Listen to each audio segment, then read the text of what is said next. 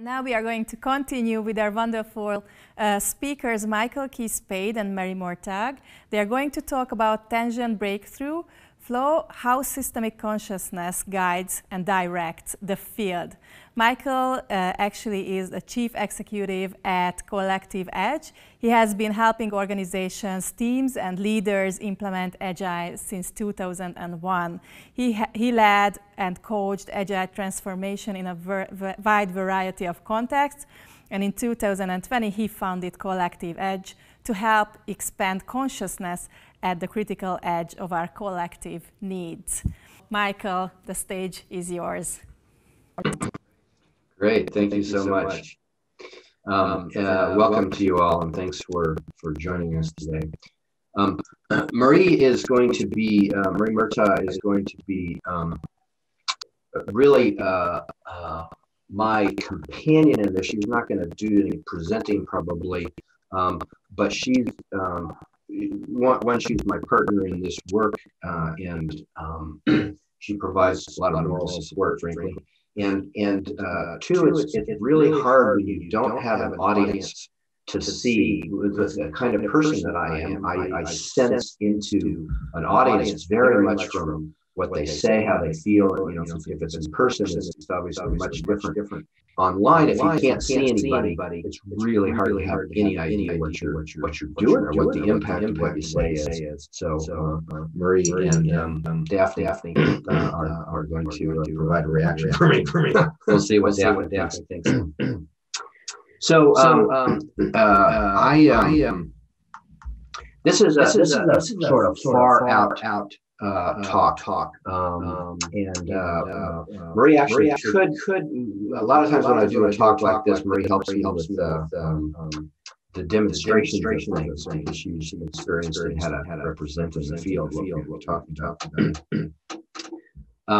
This is the book that I recently completed with Michelle Medor called Agile Transformation, about the integral framework. The other piece of notoriety about me probably is that I was the co-founder of the Agile Coaching Institute with Lisa Atkins back in 2010, and grew that, created a pretty big stir in the coaching community with how to really use professional coaching skills and professional facilitation skills in addition to technical ones and directive ones, and sold that in 2017 to Accenture. And then founded the Collective Edge, actually, I think in late 2019. This is just a repeat of what I talked about yesterday. I did a presentation about the book and about the Integral Agile Framework. If this doesn't make sense to you, don't worry about it at all. It's a useful framing if you do have some sense of this work, if you've read the book, if you saw my presentation yesterday. You could go out and search on it and find out more about it. But this represents a framework that shows us there's different perspectives we can take on a situation, from a leadership and mindset point of view, from a practices and behavior point of view, from the architecture of the organization, like its structure and its policies, and from the culture and relationship side of things. Those are different ways of looking at an organization and what's going on in a transformation. And these things show that in this. The other thing here is these colors you'll see radiating out. So this color looks to some people like orange, but it's really amber. And this color is orange, and this color is green, and this color is teal. So those are successive levels of complexity. I call this code 4, code 5, code 6, and code 7 in their culture codes, basically. They're developmental levels of where things get more, you're able to handle more complexity the further out you go. So at this level, you have command and control in an organization. You have a bureaucracy, right? That's a pretty primitive old form, but there's still clearly plenty of organizations that are like that. You move up to a matrix organization, and from command and control to predict and plan in this next level, and to projects. Part of the, just a really quick summary, part of the problem with transformations that people try to do with any kind of agile adoption is that they're taking agile, which is a very green and even teal oriented cultural expression, if you will, and they're trying to install it in a amber or orange organization, and that doesn't work for obvious reasons. It's not developmentally, doesn't fit together. This talk is going to be just about really this perspective, the relationship perspective, and the system. You know, we have on the right hand side, we have systemic things that we look at, like Kanban looks at flow, looks at lead time, looks at cycle time, measures things in the organization from a more exterior, concrete perspective. We're going to be talking about the non-concrete, the more sensation-oriented, feeling-oriented, just a different level of how we can sense what's going on in a system to try to understand it better. We're using specifically level 7 evolutionary teal kind of thinking to do this, where, for instance, wisdom beyond rationality is important and is viable. So this is not going to be a mainstream talk, as I kind of said. It's more of a teal or a turquoise even kind of a talk, and kind of a this sense of inner rightness as a way to validate what we're doing. You know, in an orange organization, you'd only care about the numbers. You don't care about that inner rightness. You might even get yelled at for talking about that. So that's the frame that we're talking about today. So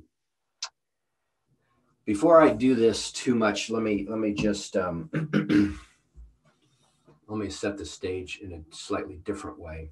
So when we work with a system, a team, a department, a business unit, an enterprise, there's something going on that's beyond just the straightforward relationships that people have.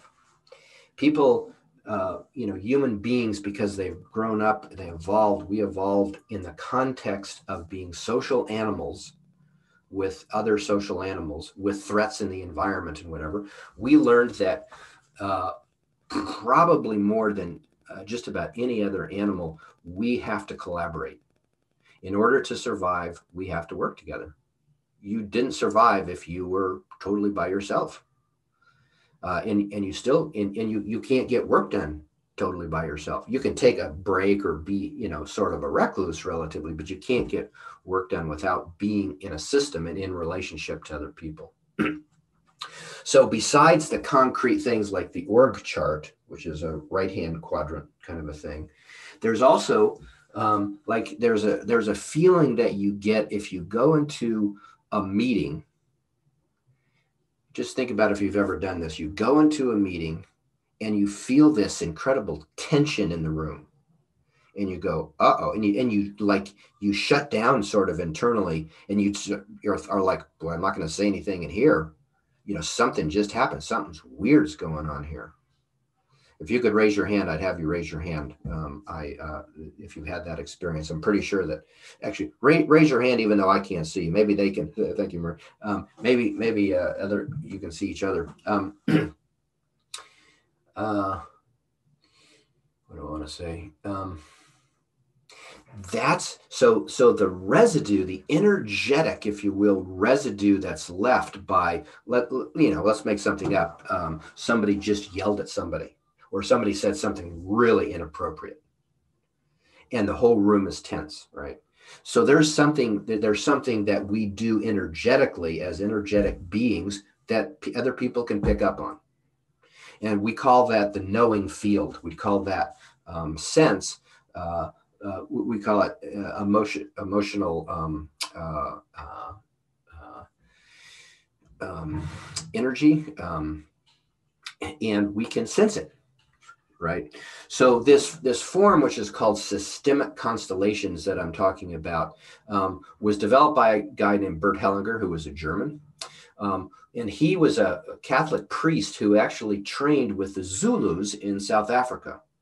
And what he learned from them, he went down there to try to convert them, and I think they ended up converting him on a certain level. They taught him how systems work. He was, of course, interested in families. He wasn't doing businesses at that point. And he learned a lot about how systems work if they're to function well.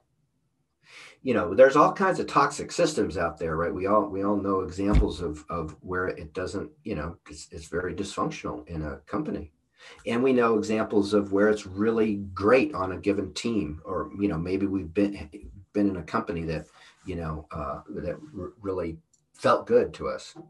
But a lot of times they don't. And I'm going to talk about that in a minute, why. There's thousands of practitioners of constellations around the world, especially all over Europe, Latin and South America. Less so in the United States. There certainly is some in the United States, but not as much. It's almost mainstream in Europe, actually, in many circles.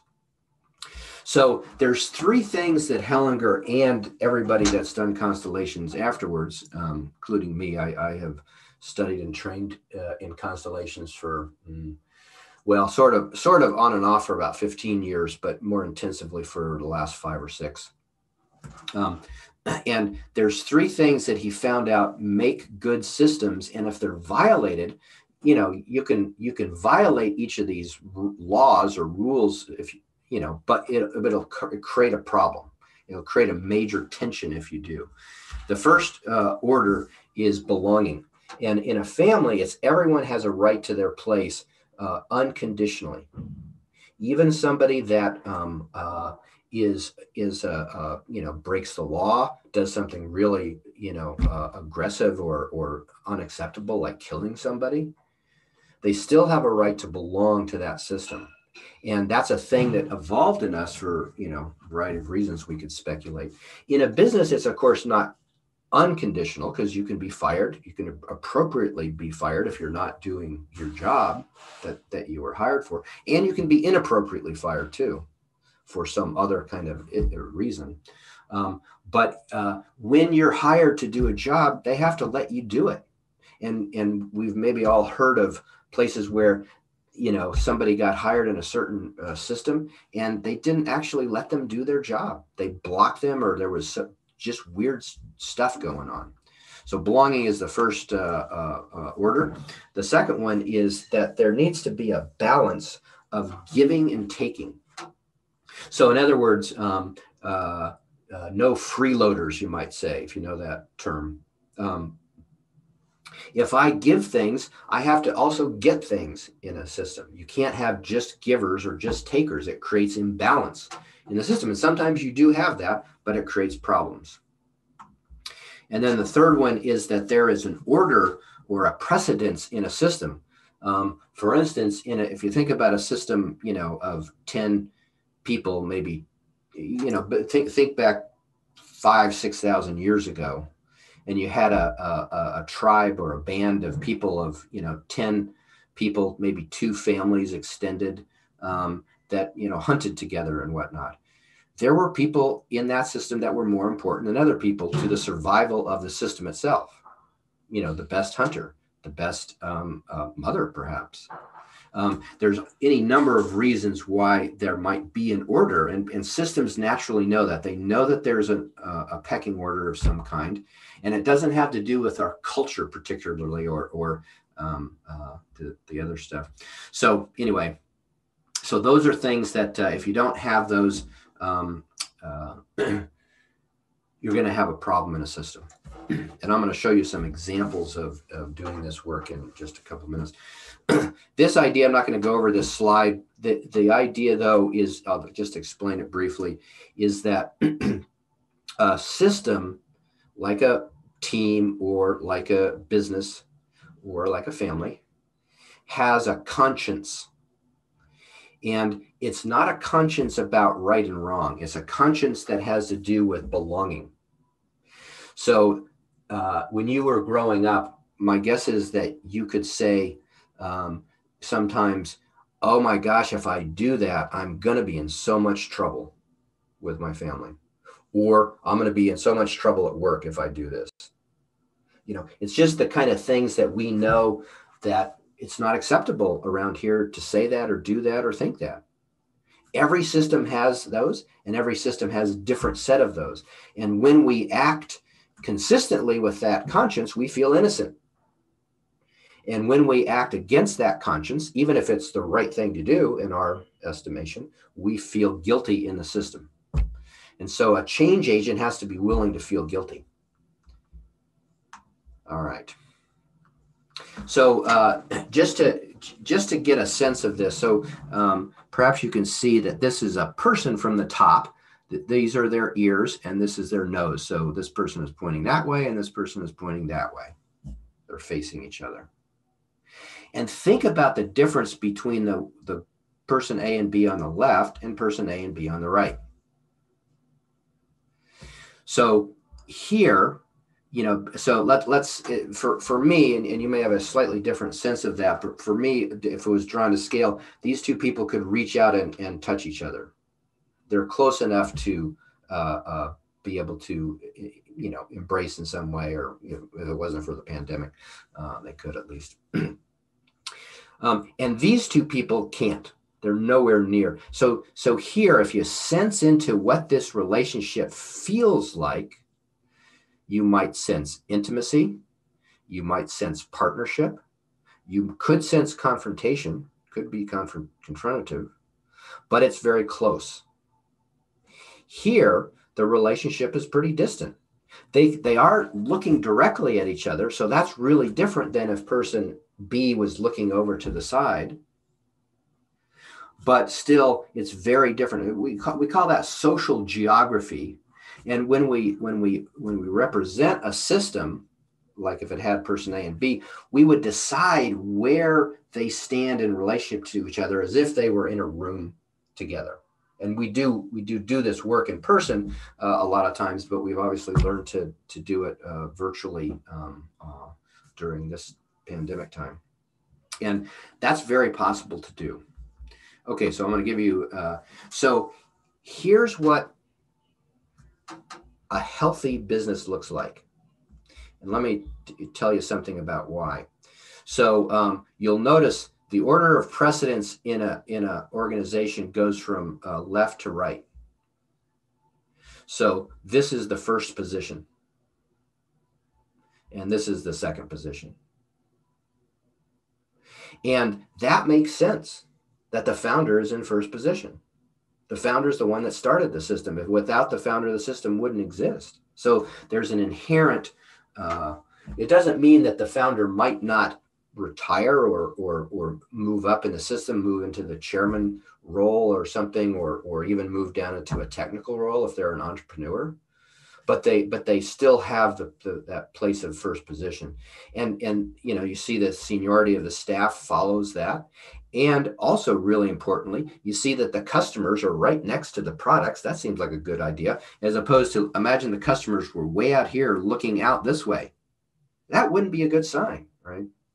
And they're right next to the products, and the customers are looking at the staff, and sort of they can see the products, and all the staff is looking at the customers and the products. Imagine if they were turned and facing each other because they were in some big conflict with each other, let's say, and they weren't paying attention to the customers. That's a problem, right? And we can see that, and this is a diagnostic, obviously, we can see what's going on. We don't set it up how we want it to be. We set it up how it really feels. So this is an idealized setup. It would never actually look like this in a real life.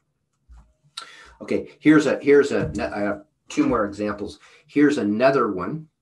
This is, I saw this in a class I was taking, and the teacher did a really brief constellation for this person. And he was the founder of an organization, and this was his business partner, and it had been his, as I understand it, life partner. And this was their operations manager, who was also the partner's daughter. So that's, I don't know if you can see how that's interesting already, but notice if you look at this, here's the business, and who's looking at the business? Pretty much nobody. maybe the operations manager is looking, you'd have to ask this person, not the real person, but the person representing them in a constellation. You'd see what they found out. And this was creating, the business was insolvent, basically, didn't have any money. And the person was trying to figure out what to do. Here's how the teacher shifted the constellation. So this is the initial version, and then the teacher who facilitating said, "So, is this a family or is this a business?" And she added this, the daughter's father, and she added the father so that the daughter would have equal access to either the mother or the father. And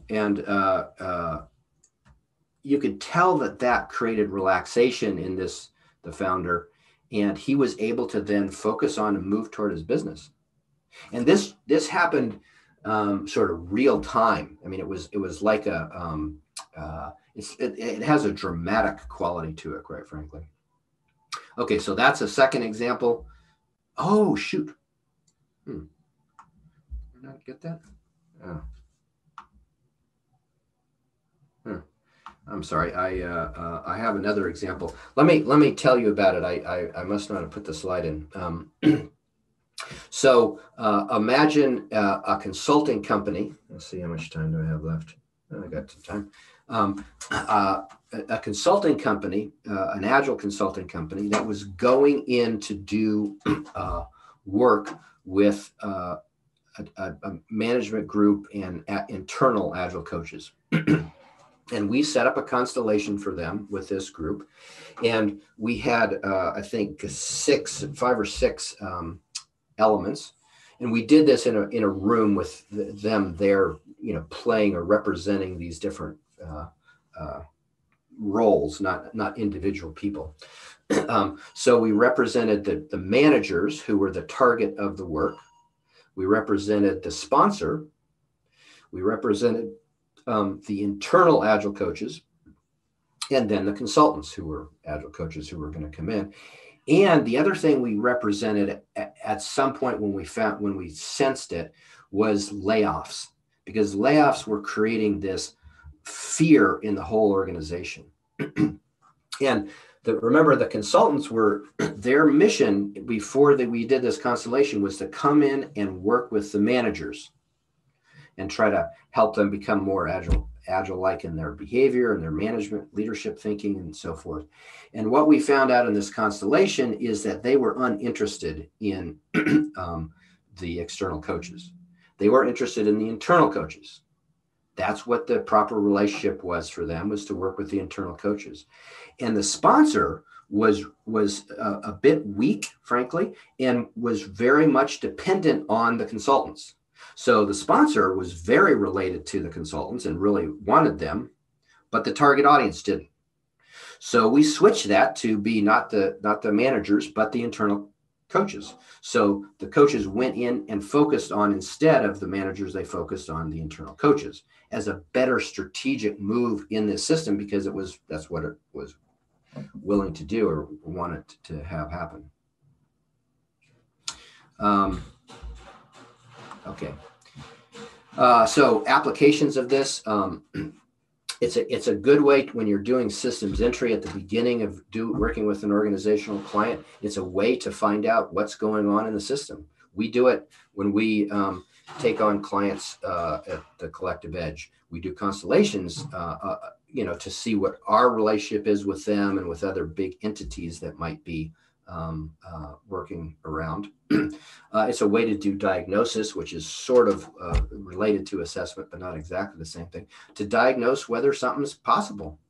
Because you could do this, you could represent Agile and the customers and the products and the leadership team, or whatever, ahead of time to see what's the energy already.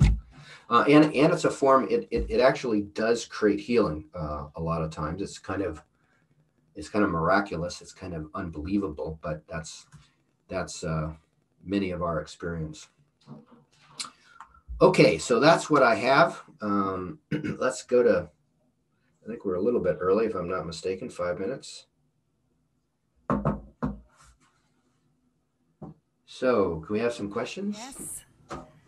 Now, we have some time for questions, so please use the stage Q&A to ask your questions. And until we are waiting for questions, actually I have one. At the end, you mentioned system diagnosis. What's the best tool for that? What do you find the most successful? Well, it would depend on, doing a constellation is a pretty advanced art, to be honest. It's not, the people that are trained to facilitate constellations get training for years, actually. In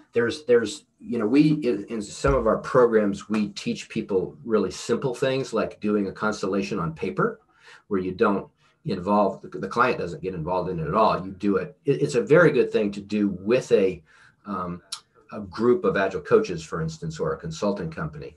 It really makes sense in that environment, sort of like doing supervision if you're a psychotherapist, where you consult with somebody about the client and, problems you might be having or difficulties.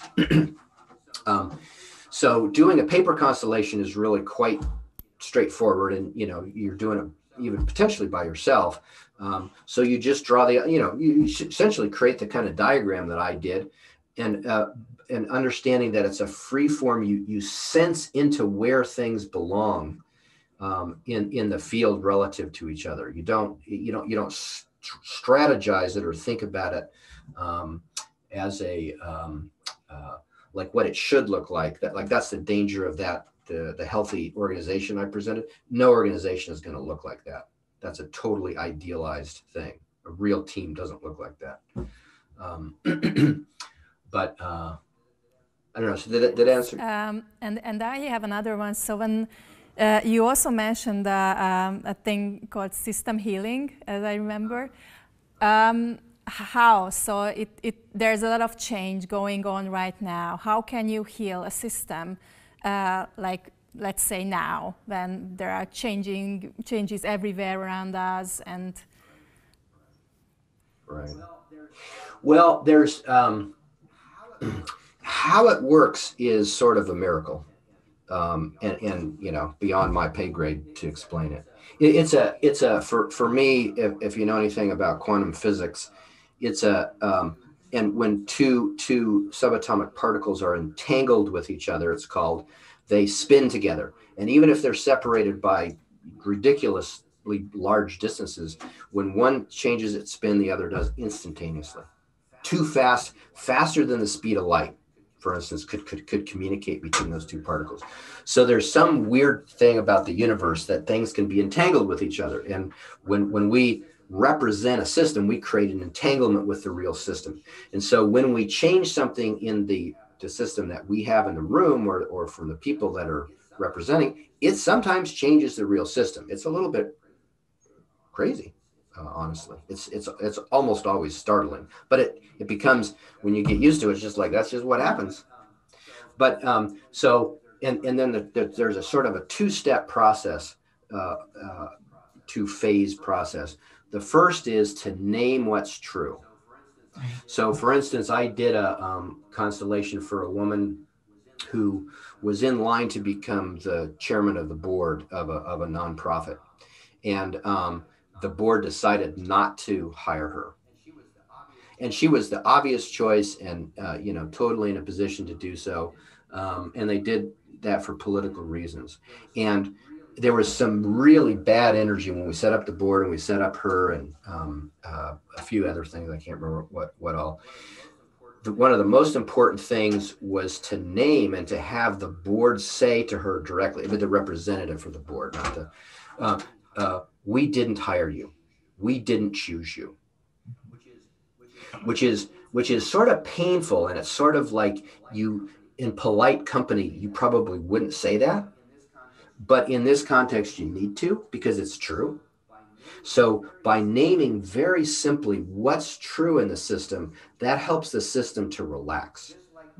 Just like when you go into that room and when you know, you feel the elephant in the room, as they say, you have to name that there's an elephant in the room, and then everybody relaxes some. They might also get tense in a certain way because, oh my God, we're going to, you know, have conflict or whatever. But so you first have to relax the system by naming what's true. And then the system naturally moves. The system naturally there's an impulse to move in different elements of the system. You know, this is of course represented by people. People go and play, you might say, each of those characters, whether it's a role or an issue or a person, and they get experiences of, you know, Marie's done it. I mean, it seems to come from nowhere, right? Yeah. We have a question here. Pavel is interested the red line of the talk. He asks why to think in systems. So if you would like to, why to think in systems. So what's your saying to that? Well, you're not going to understand an organization or a team if you don't think in systems. You're just not. I mean, you could, you know, like you could, if you were like coaching an agile team even, you could go in and interview all the individual people and you could find out a lot about them, and that would be useful information. But until you watch them as a team, you're not going to understand them at all. And when you watch them as a team, you get all kinds of information about how they function together in their systemic consciousness as opposed to their individual consciousness. So I make a distinction, because I've seen it in this part of the integral model in a certain way, between our individual thoughts and our systemic thoughts. We have thoughts that are sort of placed by our family or by our church or by our work that are not ours. And so when we differentiate those, we start seeing things differently. Well, thank you so much. I don't know if that answers Thank you so much. We don't have any more questions, so we would like to thank you this wonderful presentation by sending you a gift, a small gift. This is for Marie. It's a mug with her image, and this is yours with your image on it. Also the Craft logo. So we are going to mail these mugs to you. So thanks again for being with us and sharing your thoughts. And I've never had a mug with my face on it. I know. Yeah, they look cool, I think. So. Oh yeah, she has a mug with her dog on it. That's my dog. Well, now you can give it to your dog, and yeah, and then your dog would have their own mug. So thank you so much for being with us.